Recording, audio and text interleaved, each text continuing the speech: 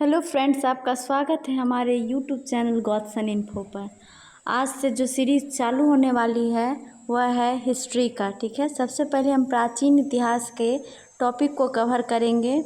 इस वीडियो में हम लोग जानेंगे प्रागैतिहासिक काल के बारे में। ठीक है, तो प्रागैतिहासिक काल का वीडियो मैंने अपलोड कर दिया है, उसे देख लीजिए। और यह क्वेश्चन जो है प्रागैतिहासिक काल से रिलेटेड है, एनसीईआरटी बुक का निचोड़ है। ठीक है, इससे बाहर प्रागैतिहासिक काल में से क्वेश्चन कहीं भी नहीं पूछा जाएगा। तो आप इन क्वेश्चनों को देखो और अच्छे से माइंड में बैठा लो। यह जो क्वेश्चन है आपको हर एक कॉम्पिटिटिव एग्ज़ाम में काम देगा। वीडियो को लाइक करें, अपने दोस्तों के बीच शेयर करें, और अभी तक चैनल को सब्सक्राइब नहीं किए हैं तो सब्सक्राइब कर लीजिए। तो चलिए स्टार्ट करते हैं। सबसे पहले है, इतिहासकारों के अनुसार प्रागैतिहासिक काल में मानव जीवन सभ्य नहीं था। क्या इस काल में लिपि का आविष्कार हुआ था? तो इस काल में कोई लिपि का आविष्कार नहीं हुआ था। नेक्स्ट है, भारत में पाषाण कालीन सभ्यता की खोज का कार्य सबसे पहले किस वर्ष आरंभ हुआ? तो 1863 ईस्वी राइट आंसर हो जाएगा। भारतीय पुरातत्व सर्वेक्षण विभाग के विद्वान रॉबर्ट ब्रूसफुट ने कहाँ से पूर्व पाषाण कालीन उपकरण प्राप्त किए? तो पलवरम जो कि मद्रास में है, वहाँ से उन्होंने पूर्व पाषाण कालीन उपकरण प्राप्त किए थे। पूरा पाषाण काल को किस युग के नाम से जाना जाता है? तो जो पूरा पाषाण काल युग है उसे हम शिकार व खाद्य संग्राहक युग के नाम से जानते हैं। उस समय कृषि नहीं हुआ करते थे, सिर्फ शिकार पे लोग डिपेंड कर रहते थे। नेक्स्ट है, भारत में मानव के प्राचीनतम अस्तित्व का संकेत द्वितीय हिमावर्तन ग्लेशिएशन काल के परतों से प्राप्त उपकरणों से मिलता है, जिसका काल 2.5 लाख साल ईस्वी पूर्व बताया जाता है। उक्त उपकरण किससे निर्मित थे? तो जो भी पाषाण कालीन सभ्यता थे वहाँ के उपकरण पत्थर से निर्मित थे। अब है, बोरी नामक स्थल की खुदाई से प्राप्त नवीनतम जानकारी के आधार पर मानव का अस्तित्व 14 लाख वर्ष पहले माना जा सकता है। यह स्थल भारत के किस राज्य में स्थित है? तो यह स्थल भारत के महाराष्ट्र में स्थित है। याद रखिएगा, बोरीवली नाम का एक जगह है महाराष्ट्र में।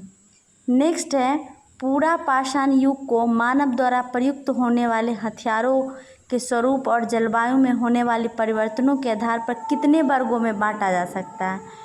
तो इसे 3 वर्गों में बांटा गया है। ठीक है, पूरा पाषाण हम लोग पढ़ेंगे। देखो, इतिहास को हम लोग 3 खंड में पढ़ेंगे, प्रागैतिहासिक, आधि ऐतिहासिक और ऐतिहासिक। ठीक है, तो यह जो क्वेश्चन है ये प्रागैतिहासिक काल से है। ठीक है, फर्दर प्रागैतिहासिक काल को हम 3 भाग में बांटते हैं। ठीक है, पाषाण काल, पूरा पाषाण काल, मध्य पाषाण काल और नव पाषाण काल।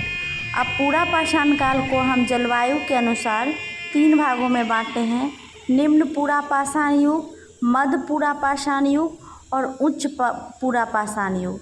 देखिए, पाषाण मीन्स होता है पत्थर। ठीक है, पाषाण मीन्स क्या होता है? पत्थर। तो जितने भी हम पाषाण कालीन सभ्यता में उपकरण देखेंगे वो पत्थर से निर्मित होंगे। ठीक है, और ये जो खोज सबसे पहले शुरू किया था वो रॉबर्ट ब्रूसफुट ने किया था। और कब किया था? तो 1863 ईस्वी में किया था। ठीक है, तो यह बहुत ही इम्पोर्टेंट है। आप लोग देखिए जो जितने भी प्रागैतिहासिक काल से एनसीईआरटी में सवाल बनते, सारे सवाल यहाँ पर एक साथ इस वीडियो में आपको देखने को मिल जाएगा। नेक्स्ट है, जुरेसिक काल का माना गया पूरी तरह तैयार वृक्षीय जीवाश्म कहाँ पाया गया है? ठीक है, तो यह राइट आंसर हो जाएगा छत्तीसगढ़ में। किस संस्कृति को गरासा खंडक बटिकास्म संस्कृति के नाम से भी जाना जाता है? तो सोहन संस्कृति को। नेक्स्ट है, मध्य पूरा पाषाण काल को नेवासा चरण की संज्ञा दी गई है क्योंकि इस काल के उच्च कोटि के औजार नेवैसा नामक स्थान पर प्राप्त हुए थे। यह स्थान भारत के किस राज्य में स्थित है? तो नेवैसा जो जगह है वो महाराष्ट्र में स्थित है, इसलिए इसको नेवैसा चरण कहा जाता है।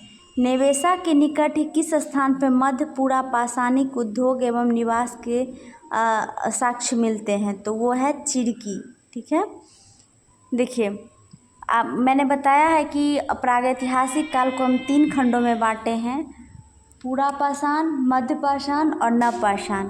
फर्दर पूरा पाषाण को हम 3 भाग में बांट के पढ़ रहे हैं, निम्न पूरा पाषाण युग, मध्य पाषाण युग और उच्च पूरा पाषाण युग। ठीक है, अब है नेक्स्ट फलक, बेधनी, छेदनी, खुरचनी।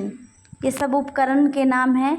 आदि मध्य पूरा पाषाण काल के मुख्य औजार थे। फलकों की अधिकता के कारण इस काल को किस नाम से जाना जाता है? तो फलक संस्कृति के नाम से भी जाना जाता है मध्य पूरा पाषाण को। भदने किस काल का उपकरण है? तो उच्च पूरा पाषाण काल का है। किस घाटी सभ्यता के लोहंदा नाले से हड्डी की बनी मारुति देवी की मूर्ति मिली है? तो बेलन घाटी। पटने से किस पक्षी के 3 अंड कवकों पर आड़ी तिरछी रेखाओं से युक्त एक अलंकरण है? शुतुरमुर्ग। अग्नि का आविष्कार सर्वप्रथम किसने किया? तो जावा मानव ने किया था। किसने किया था? जावा मानव। नेक्स्ट है मध्य पाषाणिक प्रसंग में पशुपालन के प्रमाण कहाँ से प्राप्त हुए? तो आदमगढ़, होशंगाबाद, मध्य प्रदेश और बागोर, भीलवाड़ा, राजस्थान। ठीक है, नेक्स्ट है मध्य पाषाणिक उद्योग मूलतः है ज्यामितीय। कहाँ पर मध्य पाषाण काल के 500 से अधिक चित्रित शैलाश्रय प्राप्त हुए हैं? भीमबेटका। भारत में मानव कंकाल मध्य पाषाण युग से प्राप्त होते हैं। शिवालिक क्षेत्र में किसके जीवाश्म प्राप्त हुए हैं? रामापिथेकस। कृषि की शुरुआत संभवतः कब हुई? 7000 ईस्वी पूर्व के आसपास। ये बहुत ही इम्पोर्टेंट है। किस काल में स्थिर जीवन, जनसंख्या वृद्धि, आत्मनिर्भर अर्थव्यवस्था, चाक का निर्माण एवं मृत भांड का प्रयोग, अग्नि का व्यापक उपयोग शुरू हुआ? तो नव पाषाण काल में, जो कि 7000 से 10,000 ईसा पूर्व था। मनुष्य ने वस्त्र निर्माण की कला किस काल में सीखी? तो नव पाषाण काल में। वर्ष 1860 में सर्वप्रथम किसने उत्तर प्रदेश में टोंस नदी के किनारे उत्तर पाषाण कालीन सिल्ट प्राप्त किया? तो ली मसूरिया। उसके बाद कह रहा है वर्ष 1872 में फ्रेजर ने किस स्थान को दक्षिण भारत का उत्तर पाषाणकालीन सभ्यता बताया? ठीक है, 1872 की बात चल रही है कि 1872 में फ्रेजर ने किस स्थान को दक्षिण भारत का, देखिए आग की खोज सबसे प्रथम किस काल में हुई थी? तो आग की खोज आपको हो गया था पूरा पाषाण काल में ही। ठीक है, सबसे पहले आग की खोज किया और आग का उपयोग उन्होंने मध्य पाषाण काल में आके किया।